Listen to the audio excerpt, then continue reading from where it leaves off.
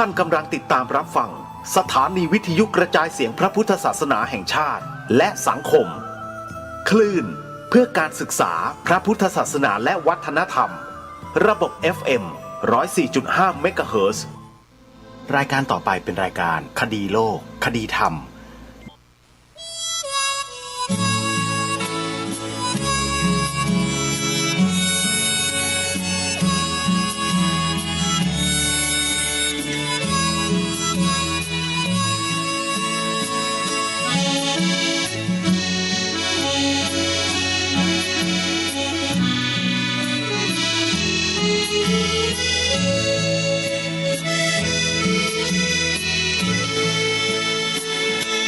เข้าวัดฟังธรรมไหว้พระเช้าค่ำทำความดี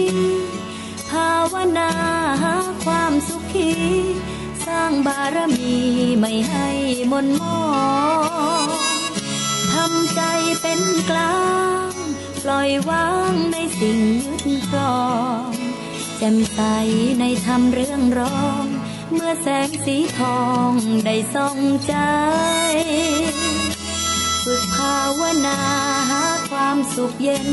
กันเถิดนะนี้โลกสับสนมายากิเลสตัณหาพาให้วุ่นวายชีวิตเกิดมาไม่ช้าก็แก่เจ็บตายรีบหาความสุขทางใจฝึกกันเอาไว้จะได้ปล่อยวางทุกลมหายใจเข้าออกบอกใจให้รู้ชีวิตเหลืออยู่ทำดีมากพอหรือยังทบทวนผ่านมากี่คราที่เคยพลาดพลั้งกี่คราวที่หวังสมดังใจไม่บางไหมเข้าวัดฟังธรรมน้อมนำจิตใจให้ใสเย็นทุกอย่างที่มีและที่เป็นสร้างความลำเค็ญให้แค่ไหนไม่นานก็หายสุดท้ายก็แค่เชื้อไฟมั่นคงนั้นคือความตายความหมายแห่งสัจธรรม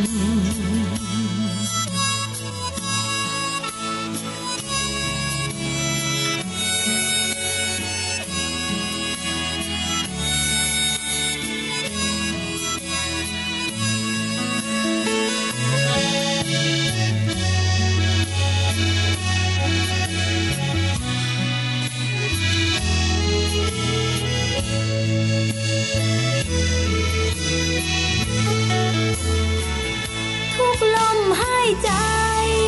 เข้าออกบอกใจให้รู้ชีวิตเหลืออยู่ทำดีมากพอหรือยัง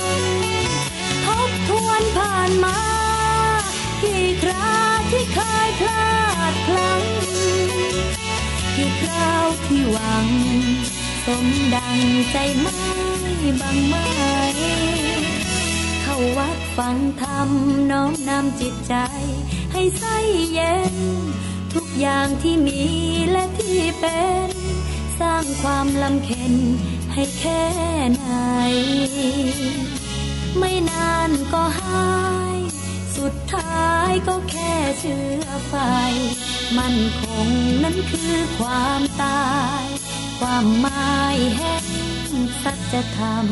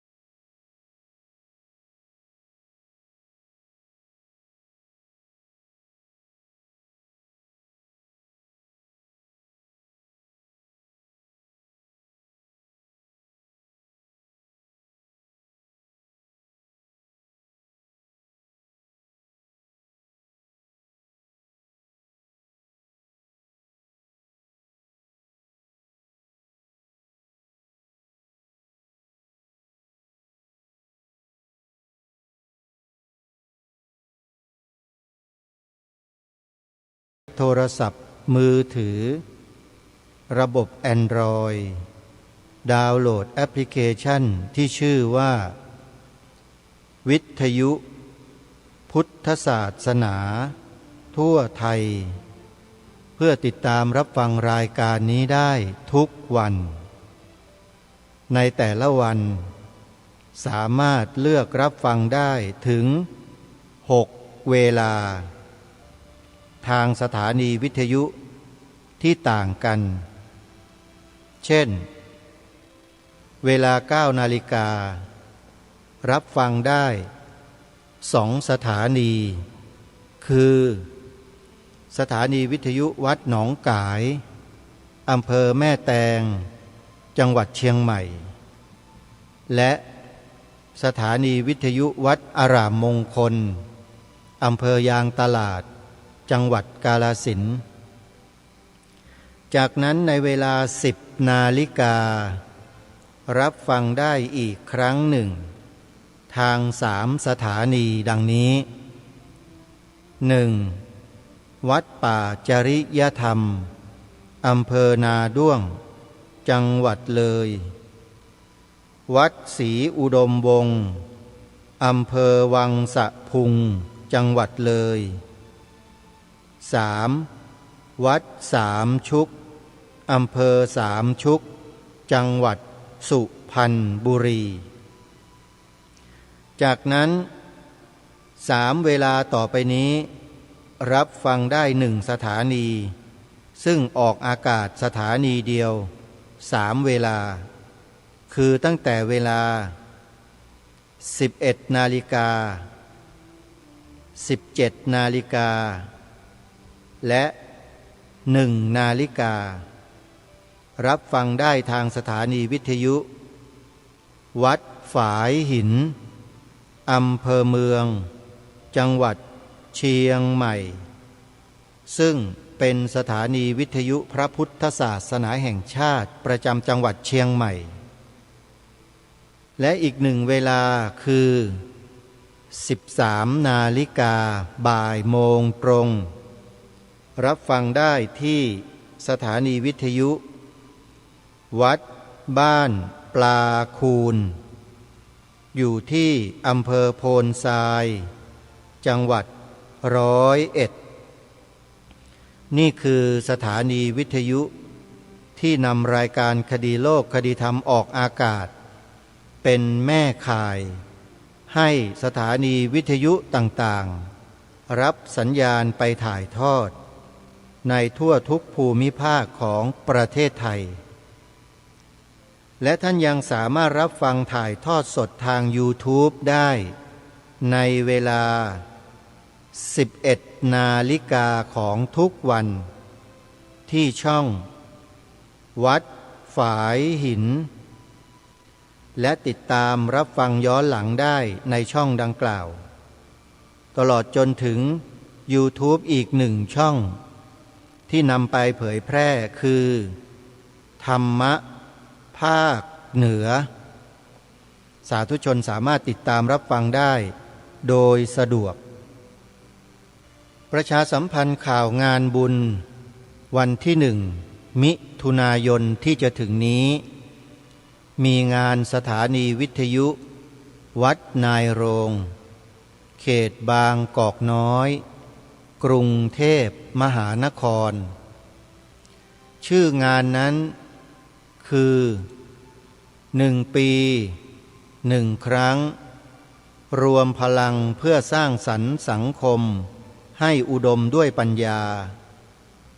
ร่วมทอดผ้าป่าสามัคคีเพื่อสมทบทุนเผยแผ่ธรรมะทางสถานีวิทยุ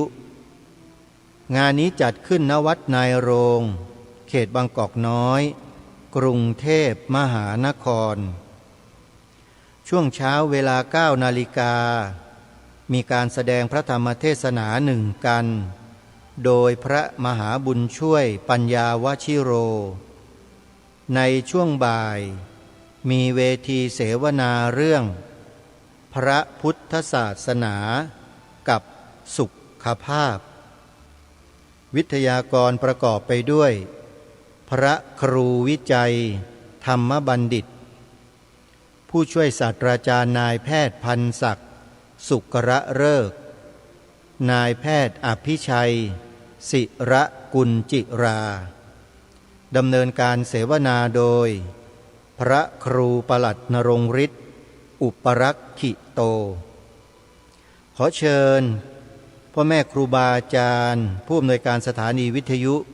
ทั่วประเทศรับสัญญาณถ่ายทอดในเวลาดังกล่าวได้สาธุชนท่านใดที่จะร่วมทำบุญกับทางสถานีวิทยุวัดนายโรงติดต่อสอบถามรายละเอียดไปที่หมายเลข02-434-9119หรือ063-656-2256งานบุญประจำปีกราบนมัสการหลวงพ่อใหญ่ชัยมงคลวัดหนองกายประจำปีพระพุทธศักราช 2568 ในงานมีพิธีสมโภชยกช่อฟ้าแห่ผ้าภูษาสบายทิพย์เททองหล่อพระปิดทองพระประดับพระเนตรพระพุทธเมตตาซึ่งเป็นพระประธานประจำอุโบสถทรงเจดีย์พุทธคยาของวัดหนองกายขอเชิญสาธุชนมาร่วมงานทำบุญกันได้ในวันพฤหัสบดีที่5 มิถุนายนนี้ณวัดหนองกายตำบลสันป่ายางอำเภอแม่แตงจังหวัดเชียงใหม่และที่วัดหนองกายนี้จะทำการเปิดป่าปริวาสตั้งแต่วันเสาร์ที่17 พฤษภาคมเป็นต้นมาจึงขอกราบอาราธนาพระสงฆ์ที่ต้องการเข้าอยู่ปริวาสกรรมณวัดหนองกายให้เดินทางมาได้การเปิดศูนย์ปฏิบัติธรรมปริวาสกรรมจะมีข้อกำหนดดังนี้ในปักที่1ของเดือนระหว่างวันที่1ถึง15ของทุกเดือนและปักที่2ระหว่างวันที่16ถึง30ของทุกเดือนส่วนวันขอปริวาสนั้นจะเว้นไว้ขอได้เฉพาะในวันที่1ถึง6และ16ถึง20ของทุกเดือนเท่านั้นอันนี้ต้องขอกราบแจ้งพระเถรานุเถระที่จะไปอยู่ปริวาสกรรมที่วัดหนองกายอำเภอแม่แตงจังหวัดเชียงใหม่ได้ทราบนะครับสอบถามรายละเอียดเพิ่มเติมที่หมายเลขโทรศัพท์053-374-311หรือ374-085ถึง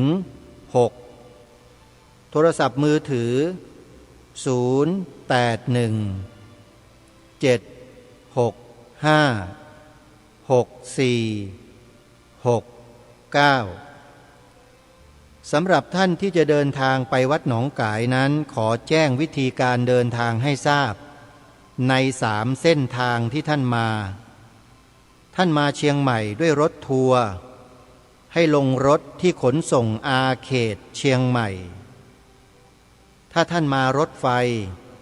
ให้ลงที่สถานีรถไฟเชียงใหม่ถ้ามาเครื่องบินก็ลงที่สนามบินเชียงใหม่ทั้ง3จุดนี้ให้ท่านนั่งรถ2แถวสีแดงไปลงที่ตลาดวโรรสต่อจากนั้นให้ท่านนั่งรถ2แถวสีเหลืองสันป่ายางไปลงที่หน้าวัดหนองกายเลยสะดวกมากญาติโยม ญาติโยมที่อยู่ในเมืองนะถ้าจะไปวัดหนองกายนะโยมไปขึ้นรถ2 แถวสีเหลืองที่ตลาดวโรรสนะโยมนะรถจะออกที่นั่นไปสันป่ายางโยมจำจุดหมายไว้ให้ดีว่าไปสันป่ายางที่แม่แตงแล้วบอกโชเฟอร์ว่าลงวัดหนองกายโยมรถ2 แถวจะไปส่งถึงประตูวัดเลยเดินสะดวกเลยโยมแม่จันทิพย์โยมแม่ฟองจันก็ไปได้นะโยมนะไปกันวันที่5 มิถุนายนวัดหนองกายมีงานประจำปีขอเชิญญาติโยมชาวเชียงใหม่ไปร่วมบุญกันนะโยมนะวัดหนองกายนั้น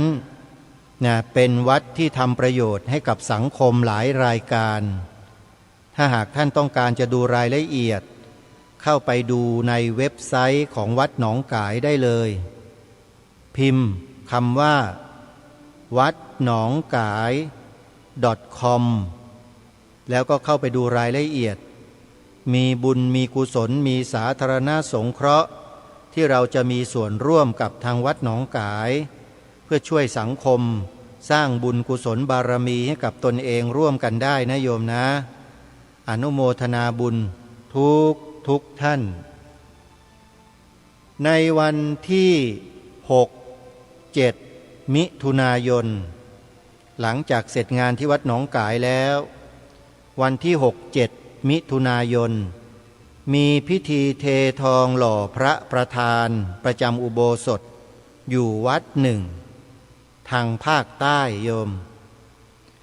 พระพุทธรูปองค์นี้ทางวัดได้ตั้งพระนามว่าพระพุทธอนันตชินเป็นพระพุทธรูปปางสมาธิประจำอุโบสถวัดเกาะบกรัตนารามตั้งอยู่ที่ตำบลควนรู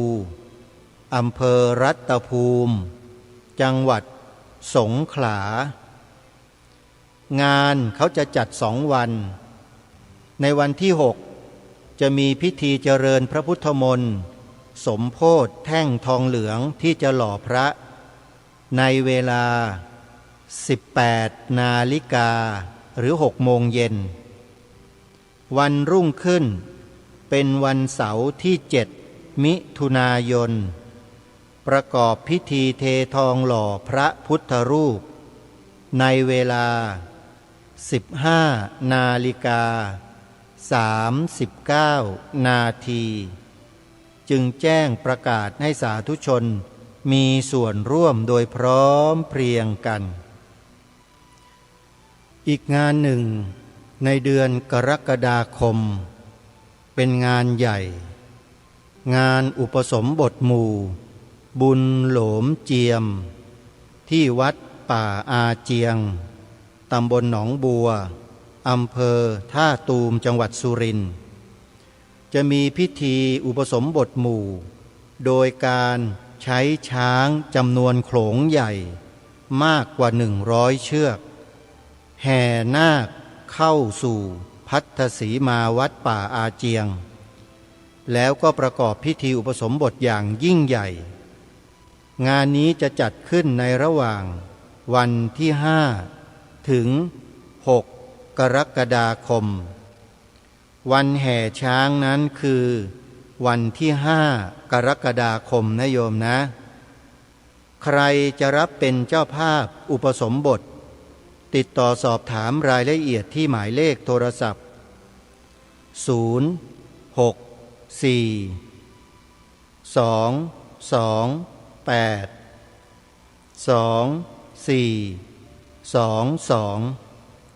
064-228-2422อนุโมทนาสาธุกับทุกท่านงานปริวาสกรรม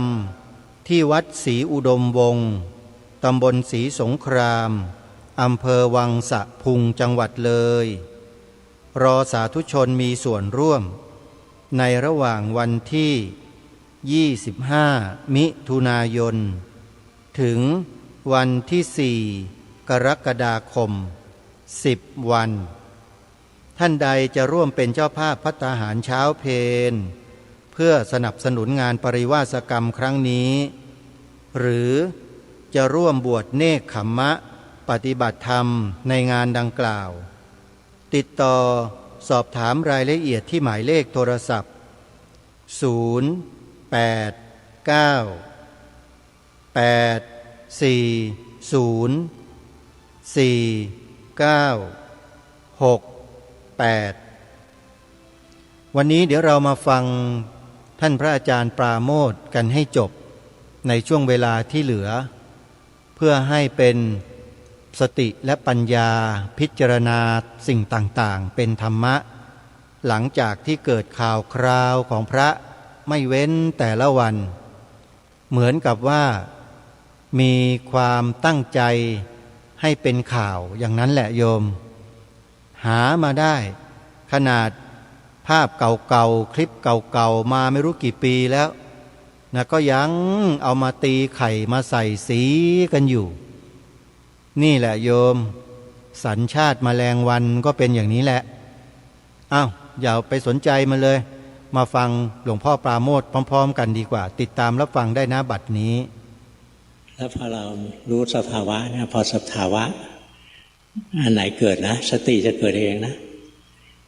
สติจะเกิดได้เองเลยเพราะจิตเราจำสภาวะอันนั้นได้แล้วสติจะเกิดเองงั้นเบื้องต้นนะทำกรรมฐานไปไม่ต้องห่วงจะสงบหรือไม่สงบจะสุขหรือไม่สุขหรือว่าจะดีหรือไม่ดีไม่ต้องห่วงสงบรู้ว่าสงบนี่เรียนรู้สภาวะสงบทำกรรมฐานแล้วไม่สงบรู้ว่าไม่สงบนี่เราเรียนสภาวะไม่สงบแล้วเรียนไปแล้วทำกรรมฐานไปแล้วมีความสุขเรารู้ว่ามีความสุขนี่เรากำลังเรียนสภาวะของความสุขทำกรรมฐานไปแล้วมีความทุกข์แล้วอึดอัดเบื่อหน่ายเนี่ยใจมีโทสะแล้วเบื่อหน่ายขี้เกียจอย่างเงี้ยเนี่ยสภาวะแต่ละอย่างนะทำไปแล้วขี้เกียจรู้ลงไปใจไม่ขี้เกียจก็รู้ว่าขี้เกียจเพราะฉะนั้นทำกรรมฐานนะแล้วค่อยอ่านความรู้สึกของตัวเองเรื่อยๆไปอ่านจิตอ่านใจตัวเองเรื่อยๆไปเราจะรู้จักสภาวะมากขึ้นมากขึ้นและรู้จักสภาวะได้แม่นมากขึ้นเรื่อยๆนะต่อไปจิตมันจำสภาวะได้แม่นนะทันทีที่สภาวะอันนั้นเกิดสติจะเกิดเองไม่มีใครสั่งสติให้เกิดได้สติเป็นอนัตตาสั่งให้เกิดไม่ได้เพราะฉะนั้นต่อไปนี้ทำกรรมฐานนะแล้วก็คอยรู้เท่าทันจิตใจของตัวเองสุขก็รู้ทุกข์ก็รู้ดีก็รู้ชั่วก็รู้หลงไปก็รู้นะรู้ไปเรื่อยๆจิตจำสภาวะได้แม่นพอสภาวะอันนั้นเกิดนะสติเกิดอัตโนมัตินะถ้ายังต้องเขี่ยวเข็นให้สติเกิดนะยังห่างไกลมากเลยใช้ไม่ได้นะยังอ่อนเกินไปต้องสติอัตโนมัติเกิด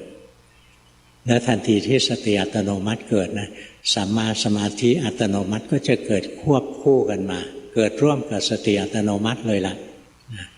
มาเองเลยนะสมาธิตัวเนี้ยสมาธิตัวนี้สำคัญมากนะมันไม่ใช่นั่งสมาธิแล้วก็หลับเคลิ้มเห็นโน่นเห็นนี่นะไอ้นั่นมิจฉาสมาธินะสัมมาสมาธิจะต้องประกอบด้วยสติเสมอนะไม่ต้องฝึกอยู่ๆสติไม่เกิดหรอกสติเกิดจากเราเห็นสภาวะบ่อยๆนะงั้นทำกรรมฐานทุกวันต้องทำนะจะนั่งสมาธิหรือจะเดินจงกรมก็ได้ทำไปแล้วจิตใจเราสุขทุกข์ดีชั่วอะไรก็ค่อยรู้ไปหลงไปก็รู้ถลำรู้ไปเพ่งจ้องก็รู้หัดรู้อย่างที่มันเป็นไม่ต้องไปแทรกแซงไม่ต้องไปแก้ไข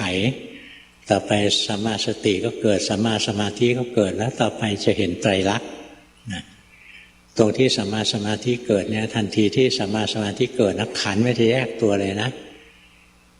กายกับจิตเนี่ยคนละอันกันเวทนากับร่างกายกับจิตเนี่ยคนละอันกันสังขารกับร่างกายกับเวทนากับจิตเนี่ยเป็นคนละอันกันจิตกับกายรูปเวทนาสัญญาสังขารเนี่ยกับจิตเนี่ยคนละอันกันค่อยๆแยกออกไปแล้วแต่ละอันนะล้วนแต่แสดงไตรลักษณ์ทั้งสิ้น มีแต่ของไม่เที่ยงมีแต่ของที่ถูกบีบคั้นให้แตกสลายมีแต่ของที่ไม่ใช่ตัวเรานี่ปัญญาเกิดนะไม่ใช่คิดเอาต้องเห็นเอาวิปัสสนาปัญญาเนี่ยเกิดจากการเห็นถูกนั้นตัวสัมมาทิฏฐิก็คือความรู้ถูกความเข้าใจถูกรู้ถูกเห็นถูกพอได้หลักที่จะเอาไปทำต่อไหมไปฝึกให้เกิดสตินะโดยการทำกรรมฐานทำในรูปแบบต้องทำนะสมัยแรกๆหลวงพ่อก็บอกลูกศิษย์รุ่นแรกต้องปฏิบัติในรูปแบบให้ได้นะอย่างน้อยวันละ15 นาทีนะอะไรนะตอนนี้เปลี่ยนแล้วนะผ่านมา20 ปีตอนนี้บอกไปทำให้ได้นะ3 ชั่วโมงถ้าเริ่มต้นบอกทำ3 ชั่วโมงพวกเราวิ่งหนีหมดเลยหัดใหม่ๆไม่ต้อง3 ชั่วโมงเอาเท่าที่ได้แต่อย่าขี้เกียจทำทุกวันนะแล้วต่อไปนั่งสมาธิก็ได้นานเดินก็ได้นานอะไรเงี้ยสติต่อเนื่องนานนี่ไม่ได้นับที่ชั่วโมงหรอกนะนับที่สติมันต่อเนื่องไปได้เรื่อยๆฝึกนะอดทนเข้าอยากได้ของดีก็ต้องอดทนเอาไปทำกรรมฐานสักอย่างหนึ่งแล้วคอยรู้ทันจิตใจตัวเองไปจิตใจสุขจิตใจทุกข์จิตใจเป็นกุศลจิตใจโลภโกรธหลงจิตใจฟุ้งซ่านจิตใจหดหู่คอยรู้เรื่อยๆแล้วต่อไปสติเกิดสมาธิเกิดแล้วต่อไปปัญญามันจะเกิดวันนี้เทศให้ฟังเท่านี้นะเบอร์ 1ทำในรูปแบบโดยนั่งเจริญสติแบบลืมตาเห็นร่างกายหายใจเข้าพุทธหายใจออกโทหลงแล้วรู้ในชีวิตประจำวันดูกายเคลื่อนไหวแล้วรู้ยังหลงบ่อยจึงใช้บริกรรมพุทโธกำกับเห็นสภาวะทุกอย่างเกิดแล้วดับใจยังไม่เป็นกลางขอคำแนะนำค่ะไปทำต่อไปทำถูกแล้วแต่ตอนนี้จิตไม่ถึงฐานนะจิตยังอยู่ข้างนอกนิดดูออกไหมจิตอยู่ข้างนอกมันไม่ได้อยู่ที่ตัวเองไม่ต้องไปดึงมันนะแค่รู้ว่าตอนนี้มันอยู่ข้างนอกถ้าเราเห็นจริงๆว่ามันอยู่ข้างนอกเดี๋ยวมันเข้ามาเองเบอร์ 2เบอร์ 2ในรูปแบบนั่งสมาธิและเดินจงกรมตั้งใจรักษาศีล 5ระหว่างวันใช้หายใจเข้าพุทธหายใจออกโทเป็นเครื่องอยู่เคยเห็นจิตพุ่งออกไปจับอารมณ์เห็นกิเลสตัวเองได้บ่อยขึ้นจิตไม่เป็นกลางต่อสภาวะควรปฏิบัติอย่างไรต่อเพื่อการเจริญปัญญาที่ถูกต้องครับถ้าเห็นจิตพุ่งออกไปได้ดีนะแต่ไม่ต้องดึงคืนนะแล้วถ้าจิตมันเข้ามาแล้วก็อย่ารักษามันจิตตรงนี้เสื่องซึมรู้สึกไหมนะไปน้อมจิตให้ซึมไว้ไม่ดีนะเราคิดว่าให้ซึมเนี่ยคือสงบคือสมาธิตั้งมั่นไม่ใช่นะอย่าน้อมให้มันซึมจิตไหลแล้วรู้ไหลแล้วรู้ไม่ต้องมารักษาให้มันนิ่งๆซึมอยู่ตัวนี้มีโมหะแทรกจิตไหลไปเห็นไหมตัวเนี้ยนะจิตไหลแล้วรู้ไปไม่ห้ามนะพอรู้แล้วจิตตื่นแล้วก็ไม่รักษาจิตไหลไปคิดเห็นไหม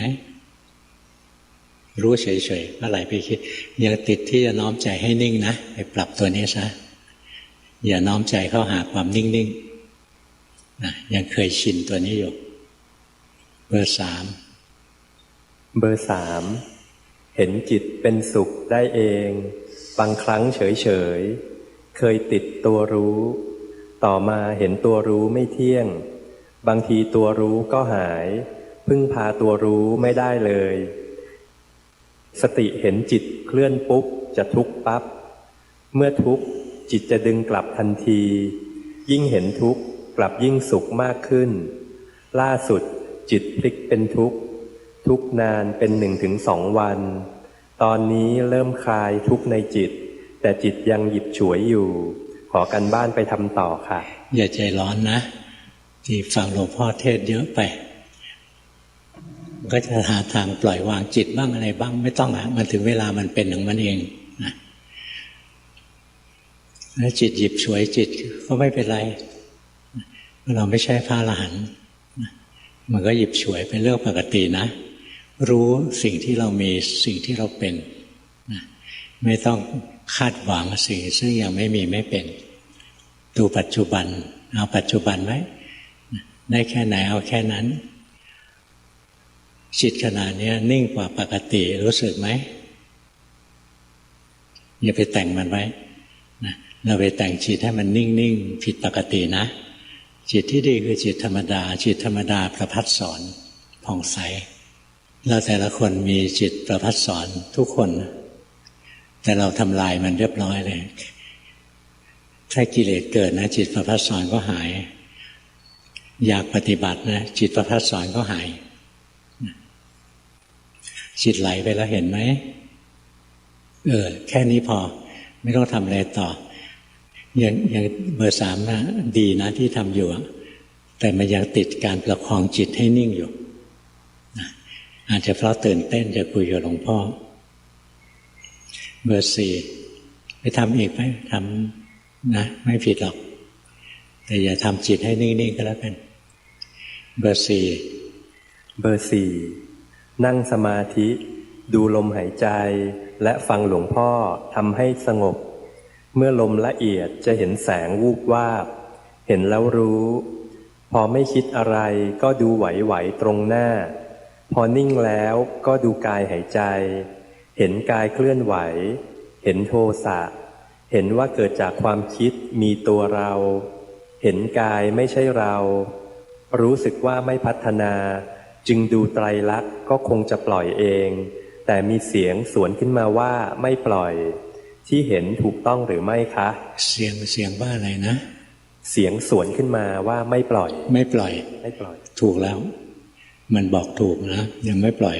ไม่ปล่อยก็ไม่ปล่อยเดินปัญญาได้ดีนะแต่กำลังของจิตนะมันยังไม่แข็งแรงมันยังไม่ล้างกิเลสนะต้องทำในรูปแบบนะทำในรูปแบบจิตจะได้มีแรงทำไปเรื่อยๆพอจิตมันมีกำลังนะเราจะเดินปัญญาแล้วถึงจะสู้กับกิเลสได้ถ้ากำลังเราไม่พอเราเดินปัญญาไปเรื่อยๆนะมันจะมีสภาวะอย่างที่มีอย่างเงี้ยมันจะไม่มันเหมือนมีดทื่อไปฟันกิ่งไม้ไม่ขาดนะทำในรูปแบบนะทำความสงบเข้ามาเป็นระยะเบอร์ 5ตามดูขันธ์ทำงานจิตมีกุศลอกุศลเกิดดับสลับกันไปวันหนึ่งเห็นอะไรพลิ้วไหวกลางอกจิตรวมลงไปเห็นอะไรบางอย่างขยุกขยิกเป็นกลุ่มก้อนมีจิตมองอยู่ห่างๆรู้สึกว่าก้อนนี้มีความวุ่นวายและเป็นทุกข์สภาวะนั้นจิตเข้าใจว่าถ้าจิตไม่เข้าไปจับก็ไม่ทุกข์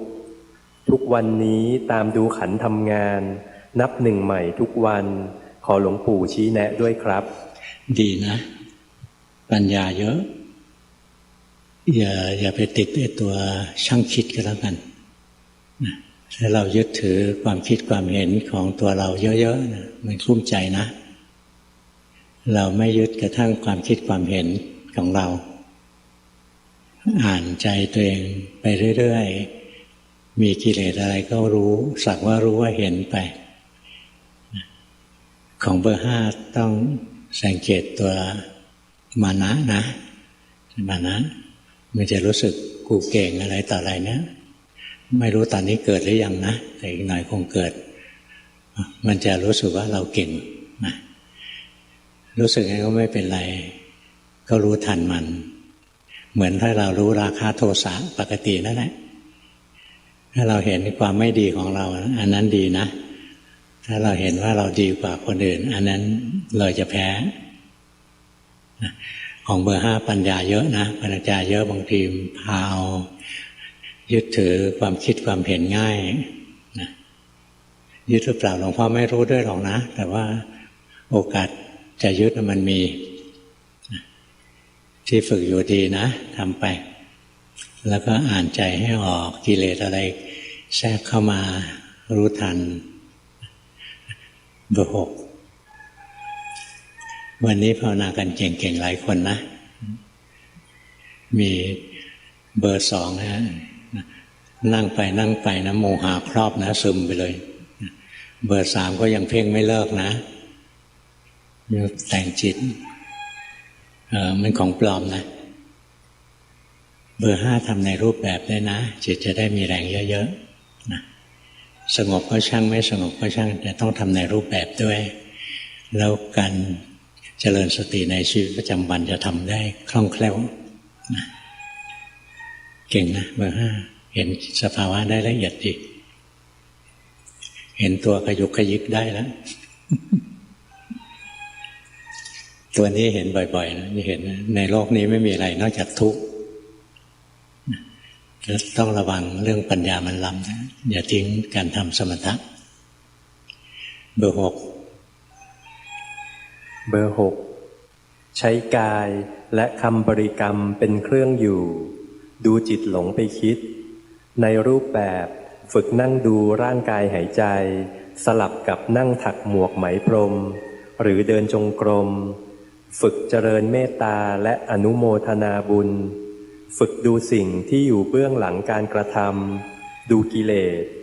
ชักชวนคนรอบข้างให้ฟังธรรมให้ภาวนาได้บ้างหลวงพ่อสอนให้ดูอนิจจังอนัตตา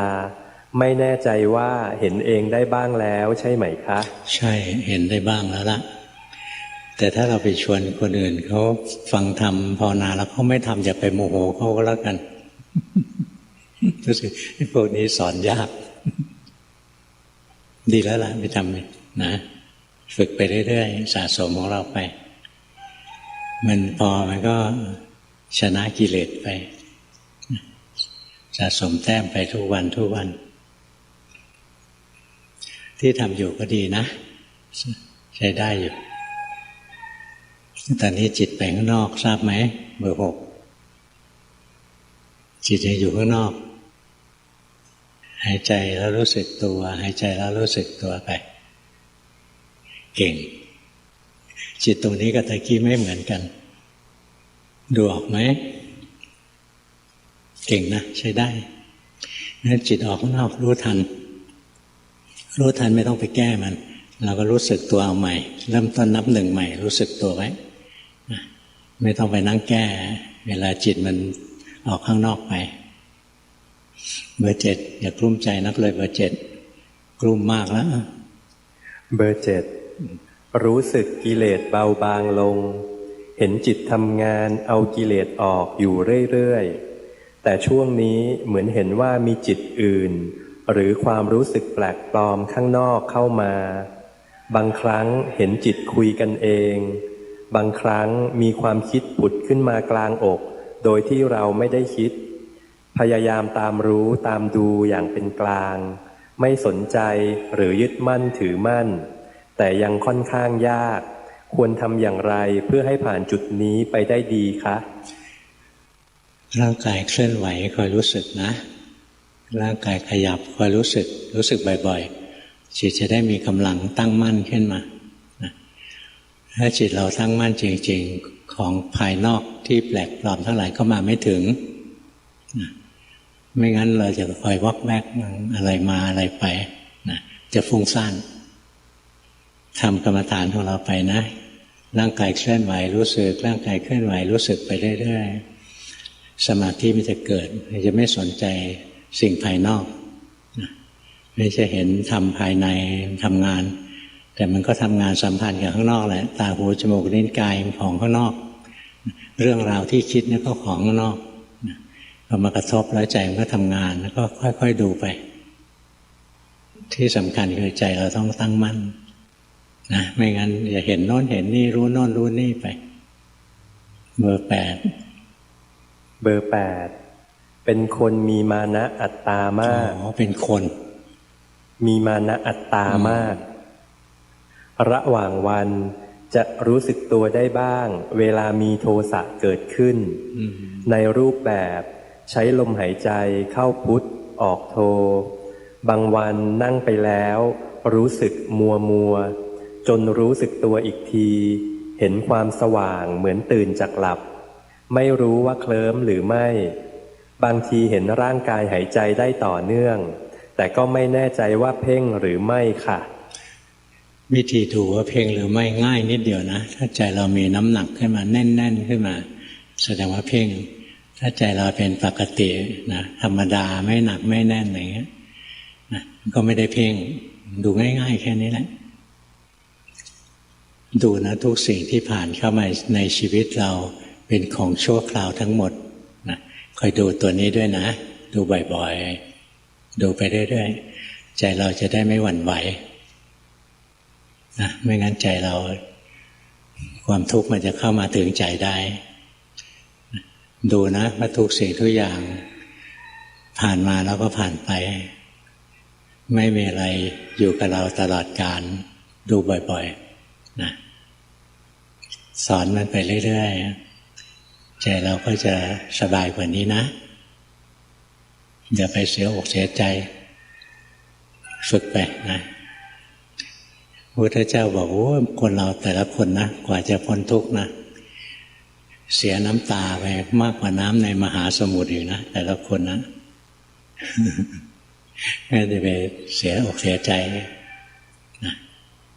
มีสติไปอย่าให้ความรู้สึกมันครอบงำตัวนี้ความรู้สึกครอบงำจิตนะแล้วทำไงความเศร้าครอบงำจิตก็เห็นมันแล้วเห็นใจที่ไม่ชอบใจที่อยากหายอยากหายเศร้าอยากดีอะไรเงี้ยอยากไม่ทุกข์ให้รู้ทันใจที่อยากบ่อยๆนะแล้วก็สอนมันไปเรื่อยๆทุกอย่างในชีวิตเราเป็นของชั่วคราวสอนมันไปเรื่อยๆแล้วเวลาความอยากอะไรเกิดรู้ทันมันวันนี้เทศให้ฟังเท่านี้นะพรุ่งนี้หลวงพ่อไม่อยู่ไปเทศที่บ้านจิตสบายจิตสบายแล้วอะไรจะเกิดขึ้นใครตอบได้บ้างสมาธิจะเกิดขึ้นเดี๋ยวตีตายเลยสอนตั้งนานนั่งงงจิตเรามีความสุขมีความสบายสิ่งที่ตามมาคือสมาธินะแต่ถ้าสบายอย่างโลกอันนั้นไม่เรียกสบายจริงนะนี่มันหลอกตัวเองว่าสบายจิตสบายมันสงบสบายมีความสุขฝึกนะจิตที่เข้าถึงความสุขความสงบตัวเนี้ยจากการปฏิบัติเป็นมงคลในชีวิตที่ยิ่งใหญ่มากนะเข้าถึงความสงบภายในของเราโลกไม่เคยหยุดนิ่งโลกวุ่นวายอย่างนี้ไม่เคยจบปัญหาในชีวิตเราไม่เคยจบหมดปัญหาหนึ่งก็มาอีก2ปัญหาเรื่องธรรมดามีสติไว้อย่าให้ความอยากมันนำหน้าปัญญาของเราไปเราก็จะแก้ปัญหาชีวิตของเราได้ถ้าความอยากมันนำหน้าสติปัญญาแล้วก็ทุกข์แน่นอน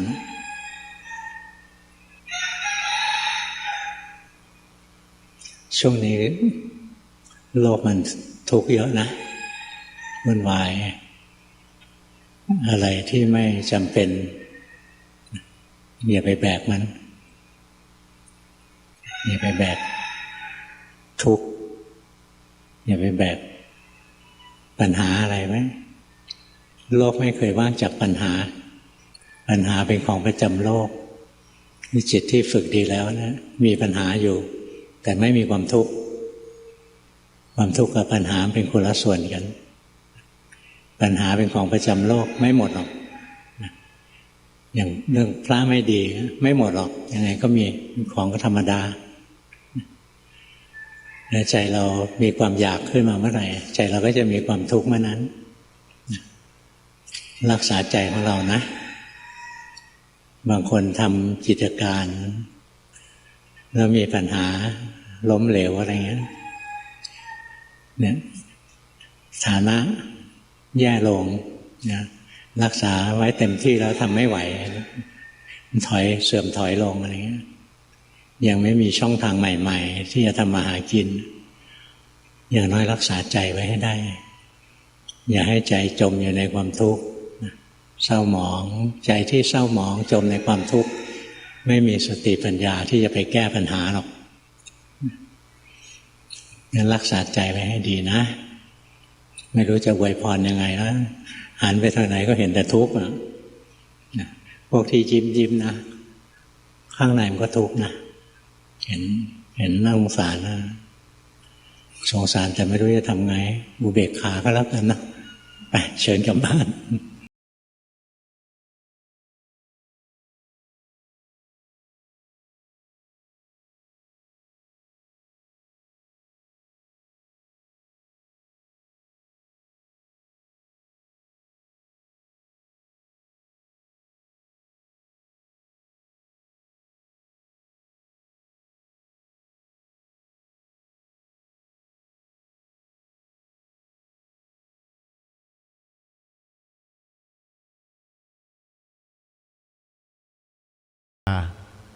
ที่เป็นที่นิยมของญาติโยมสาธุชนเป็นจำนวนมากพอดีในช่วงนี้ท่านได้ปรารภถึงเรื่องของข่าวพระสงฆ์ก็เลยนำมาเปิดให้พวกเราได้ฟังกันได้ข้อคิดได้แนวปฏิบัติทางจิตเมื่อเกิดกรณีดังกล่าวเหล่านั้นขึ้นเนี่ยท่านก็แนะนำให้เราทำอย่างไรก็เป็นที่ทราบโดยทั่วกันแล้วนะว่าไม่ว่าข่าวอะไรเรื่องอะไรสิ่งอะไรก็แล้วแต่บรรดามีในโลกใบนี้เราไม่สามารถที่จะบังคับไม่ให้มีไม่ได้แต่ที่ทำได้ก็คือเรามาเรียนรู้จิตของเราที่จะรับอารมณ์เหล่านั้นว่าเราจะอยู่กับมันอย่างไรนี่คือสิ่งที่ท่านพระอาจารย์ปราโมทย์และครูบาอาจารย์ทั้งหลายทั้งปวงไม่ว่าใครทั้งนั้นโยมจะแนะนำญาติโยมในแนวเดียวกันนี้ทั้งหมดคือให้กลับมาดูที่จิตมาฝึกฝนที่จิตของเราเท่านั้นจึงจะแก้ปัญหาทั้งหลายทั้งปวงได้ไม่เช่นนั้นไม่มีวันที่เราจะแก้ได้เลยอันนี้ขอสรุปสั้นๆอย่างนี้แล้วกันวันนี้นะฮะเวลาของรายการหมดพอดีท่านผู้ฟังแต่สิ่งที่ยังไม่มีวันหมดก็คือสติและสัมปชัญญะเราสามารถที่จะพัฒนาเพิ่มพูนให้กับชีวิตของเราได้ตลอดนะโยมฝึกสติกำหนดรู้ดูอารมณ์ที่มากระทบทางตาหูจมูกลิ้นกายใจของเราดูพิจารณาศึกษาให้เป็นสภาวะที่เกิดขึ้นตั้งอยู่แล้วดับไปให้เห็นเป็นอนิจจังทุกขังอนัตตาจิตก็จะได้สลัดสิ่งเหล่านี้ที่เป็นอารมณ์วิสภาคะทั้งหลายที่เป็นศัตรูกับจิตเนี่ยออกไปให้หมดเหลือแต่กัลยาณมิตรก็คือบุญและกุศลเท่านั้นนี่คือวิธีการที่ท่านพระอาจารย์ท่านได้เทศได้บรรยายให้ความรู้แก่พวกเราเอาละสาธุชนวันพรุ่งนี้จะปรารภเรื่องใดอย่างไรนั้นเดี๋ยวคอยติดตามรับฟังกันในวันต่อไปวันนี้หมดเวลาลงแล้วต้องขอสมมุติยุติไว้ได้เพียงเท่านี้ขอความสุขความสวัสดีในธรรมแห่งองค์สมเด็จพระบรมศาสดาสัมมาสัมพุทธเจ้าจงปรากฏเกิดมีขึ้นในจิตใจของท่านผู้ฟังทุกท่านทุกคนเทอญขอเจริญพร